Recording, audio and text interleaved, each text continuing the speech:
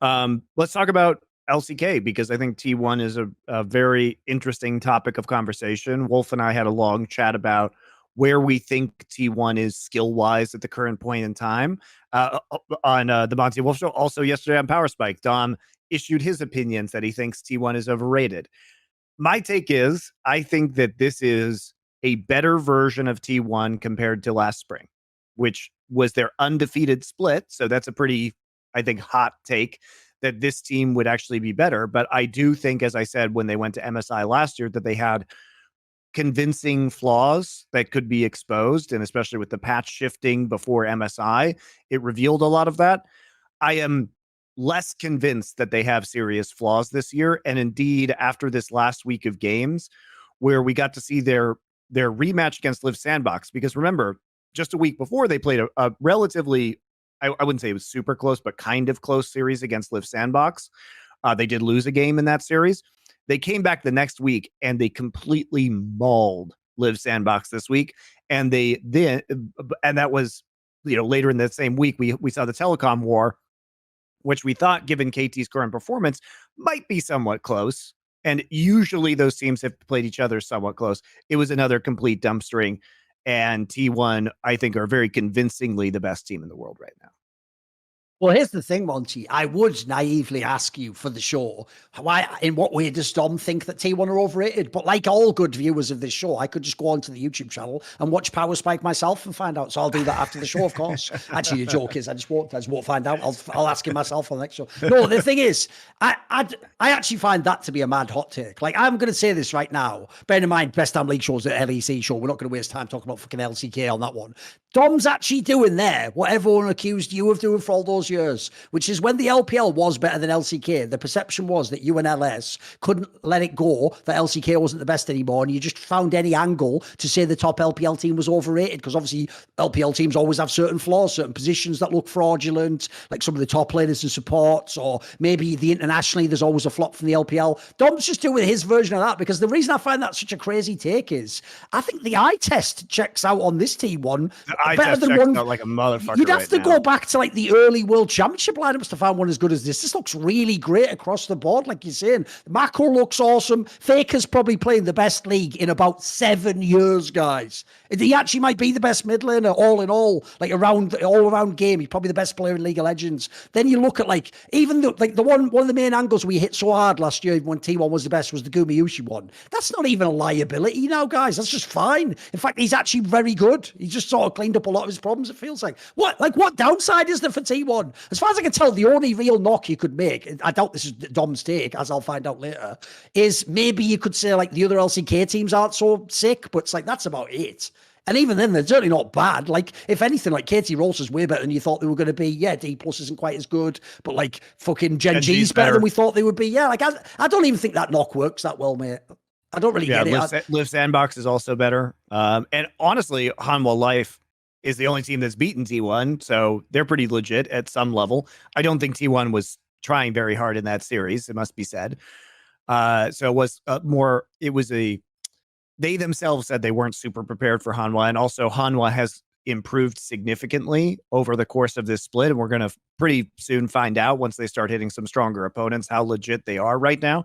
Viper looks like the best AD carry in Korea right now. He's been playing amazingly, and they do seem to be settling on a style that works for them. We can talk about them in a little bit, but in T1's case, I think to Dom's points, there is legitimacy that Gen.G Gen.G certainly could. We're not gonna say should. Gen.G could have won the series against T1. That was on the table. It was a really closely contested series. They were obviously heading game number 3, but Gen.G also probably should have lost game 1 before T1 engineered that comeback. But ever since that series, it was really the last week of play that I think put T1 kind of on another level. After that Gen.G series was done, they came into this next week of competition. They have a patch now where Owner can play Lee Sin. Owner is now 40-5 all time on Lee Sin. So he has an almost 90% win rate, and that includes international competition. He is absolutely phenomenal. And it's just the eye test on plays this team can make. You watch that Live Sandbox series and you look at some of these engages that they have with the Lee Sin and the picks that they're able to get, and you just ask yourself, what other team in the world is going to make these plays? And they have a level of cohesion and trust from, I think, from sticking together from last year and refining this pick and skirmish based style that they have, where when one player goes in, there isn't even hesitation. They just all go in and make the play. They know their limits so well and they follow each other so flawlessly. And then on top of that, they have all insane mechanics individually. They can out hands basically anybody. And they're leading the meta through breaking the game in the bot side and having Keria innovate worldwide and probably be the MVP of this entire split with these hail of blades and lethality 80 carries at the support position. Oh, if people want to see, if you're a fan out team there, if you're someone who hasn't watched LCK, like I'll do a Monty for a second. If you want to see what Monty's talking about, go watch game 2 of T1 against KT Rolster, right? So Telecom War. And you will see in this game, Gumayushi's Draven is cracked out of this universe. And then fucking Keria's playing the Varus just flawlessly. Like who the fuck else could do that? What other team could run a bot lane like that and dominate the game? Yeah, these games are, and I don't even think KT played badly in game number 2, No, and yet the game was over at 18 minutes. It didn't end until 27 minutes, but that's when the game was basically over. And in both of the games versus KT, they're getting Barons basically at spawn because they have these tremendous advantages, and they just play lights out. They know the roam timing's better. Owner on these early game junglers on the Vi or on the Lee Sin is just absolutely suffocating. I think the game that people should watch is the Live Sandbox game, Live Sandbox game 2, because if you want to see an amazing play, this is when T1's just styling. This is the first time we saw the mid Gragas was in this series. This is when T1 debuted it. Zeus played Yasuo into Gnar in game 1 of Live Sandbox versus T1 just the previous week, and they lost that game. He runs it back in game number 2. Yasuo, a very famous like Gnar lane counter.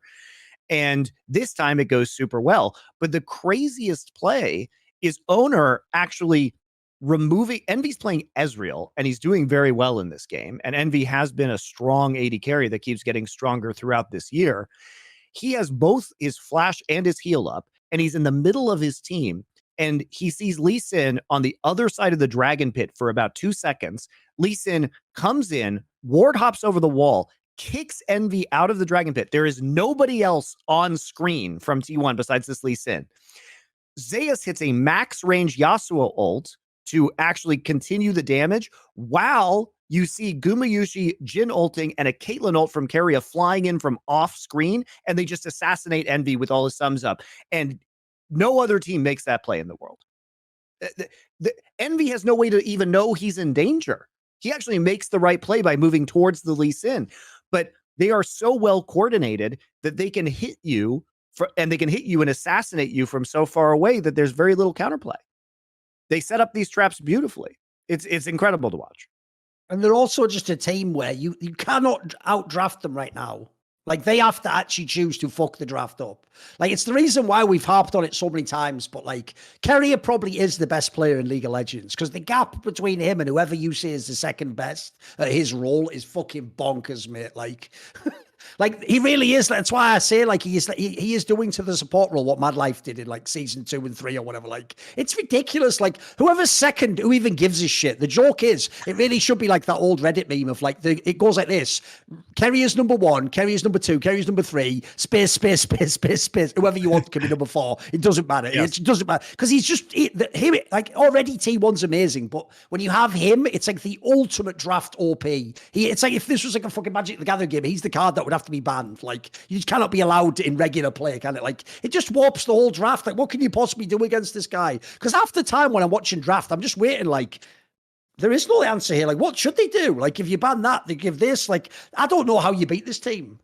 It's like I said, they have to beat themselves. And Zeus this past week too, he got to experience Birdall's top Azir again. He completely smashed it, getting solo kills using Gnar. He had experienced that last spring, so a year ago when Birdall was on Dom1 and they played that game 5 with the top Azir mid Yasuo and the Heimerdinger AD carry, which is a very famous game. So you got to see round 2 of that. That didn't work either for Live Sandbox, but Zeus was just insanely dominant this week. It just crazy dominant for a top laner. And so you just wonder how you beat T1 and what is the meta in which T1 looks bad? That's the question we have to go to. Like, okay, so what happens if they nerf Hail of Blades and some of the lethality items? Like, does that mean that Keria is not going to be as good? Probably, but we have to remember that Keria has spent most of his career having Nautilus banned against him because he's the best Nautilus player. On top of that, his most played champions are Thresh, Nautilus, Braum, melee champions. There's nothing to ban. There's nothing to ban. He plays all the ADCs, plays all the fucking engage, and he can even play enchanters for fuck's sake. The guy's a god. But it's like, okay, but here's the thing, Thorin. I don't think it's that they would not be able to play these champions. The question becomes, would they be as good at melee supports? Because the difference between Keria on these ADCs and anyone else is so huge right now that we have to say the difference between him on Nautilus, his arguably best champion in history, is still not as big. Like the melee difference is probably not as big compared to like the second best support. So maybe that's a way you could I'm not going to say have an advantage against T1, but limit their ability to completely curb stomp you. Maybe if it goes into a farming jungle meta and owner can't play these more early game champions because his most famous champions are Lee Sin, Viego, Vi. You know, he likes to play these pick-off champions or these snowbally teamfight champions with resets so that in a skirmish they can continue to compound their advantages. But let's say it does go to a farming meta. Well, then Faker can play Galio and whatever, like Annie and shit that sets up for the farming jungler to carry. Zeus hasn't performed that well at international finals. Maybe, you know, that he may not be at his full form in those instances. As you mentioned earlier, Thorin, Gumayushi. He's a player that has had flaws a year ago, maybe was a little bit too aggressive. His Worlds performance really sent him to the next level. He was excellent at Worlds, and he's continued to be in that form since Worlds. If we have to take a knock against him, maybe he's not the best Zeri player in the universe, but he doesn't have to be because this team isn't set up to play Zeri. That's not who they are. They are not a 5 versus 5 late game team fighting team. They are a skirmish and pick team, and they can play these compositions so well that they can play them very effectively in the late game, and they basically never have to play 5 versus 5 front to back team fighting. And spoiler, guys, they haven't been playing that for a year. Okay, like that's not the meta they've been in, and they did suffer for that when it was like Sivir Zeri meta in the summer split, which they lost. But by Worlds, they had it kind of figured out again, and I don't think Riot's going to let Zeri and Sivir be as dominant as they were. So there are a lot of factors. Now, we don't know what patch 13.6 is the patch that MSI is going to be on. Maybe there will be massive changes, but I think at this point in time, what we're talking about with T1 is not how metas could hurt them.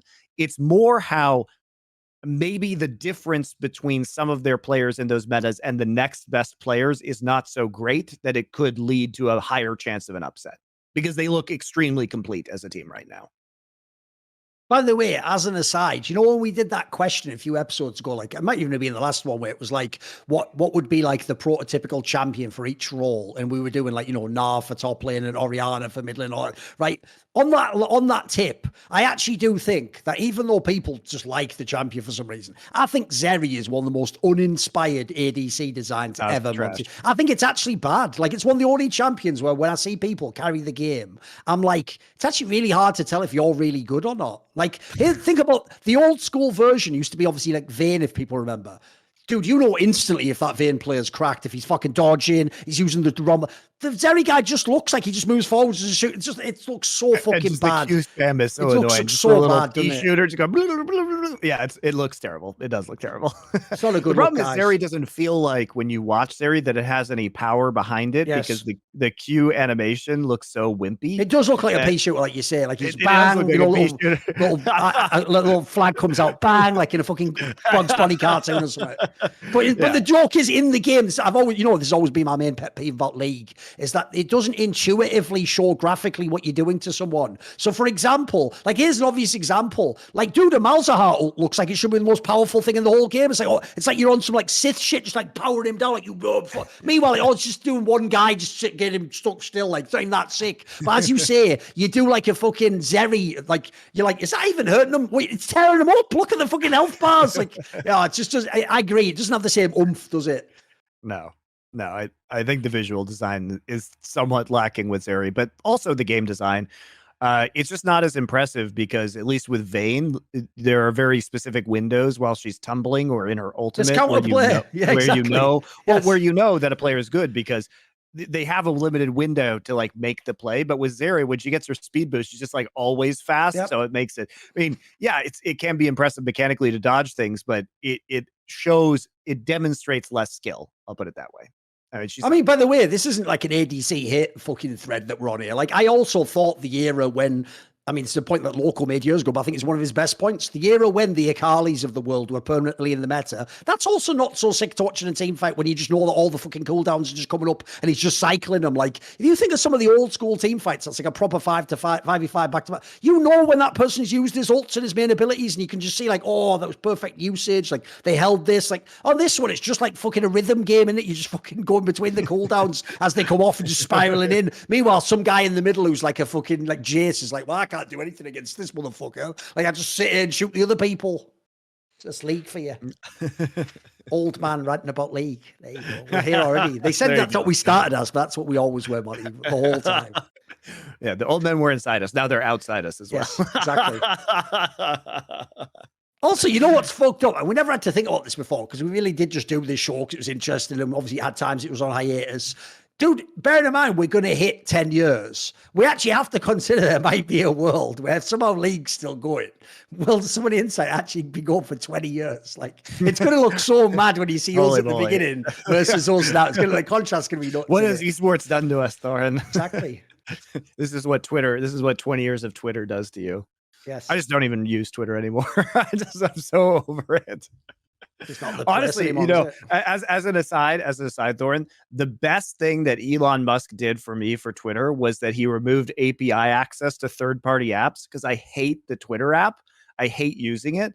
And so I use Tweetbot on my phone, which just displays everything nicely in terms of timeline. And yes, I know the Twitter app can do that as well, but no advertisements, like much more compact views. Okay. So it's focused more on the text rather than all the multimedia bullshit.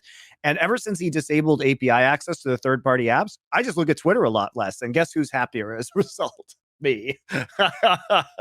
It's actually decreased my time on Twitter pretty significantly, which you know, they wanted me to use the main app. I just chose not to use Twitter instead. There you go, Elon Musk. Good job. See more cool, funny, interesting clips based on topics from my content? Well, subscribe to this channel then, or, you know, be a pleb and don't.